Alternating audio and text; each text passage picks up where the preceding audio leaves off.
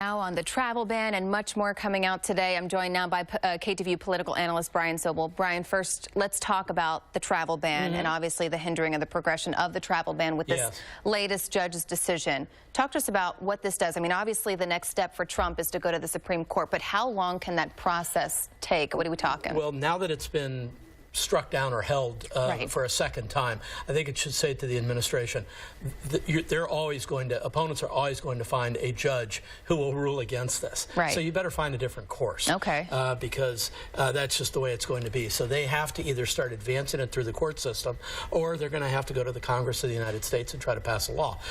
Both of those scenarios require lots of time, so we're not going to see anything in the near term here. Okay, and so let's get to the budget. I mean, this is a big deal. This is something that's just come out today. Obviously, it's a proposed budget. It has to go through the the checks and balances, of course. What's your take on the budget? Well, there were 3 winners and 12 losers in the budget, the 2018 budget blueprint, the Veterans Affairs Department did very well. Defense obviously did very well, and Homeland Security did well. That's the 3 winners. There are 12 agencies that will see cuts. And what cuts happen, we don't know yet. They would be handed a budget, and then within that framework, there are any number of programs that would have to be dealt with. With the winners you mentioned, do you feel that the amount of money or spending that's being allotted for those, as you call winners, is just, is right, is helpful, and why? Well, I don't know that it's right or just, but it's not different from what Donald Trump talked about on the campaign trail. Okay. He said defense is a priority, and he's putting his early money behind defense, on the order of over $50 billion.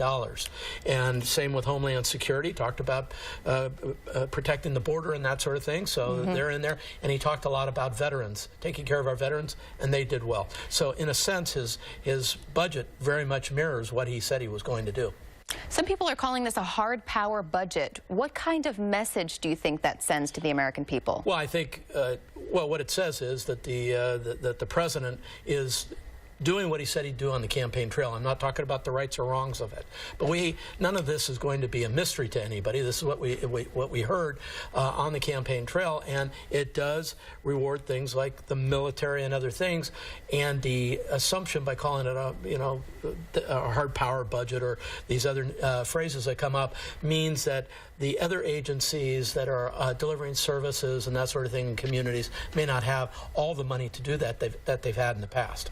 Right, we're definitely going to have to see what happens. Of course, with the budget, it is just a proposal, a blueprint, as you've said right now, but we'll have to see what happens. The fight begins, as it does for every budget. All right, Brian, thanks for being with us, of course. You're very welcome.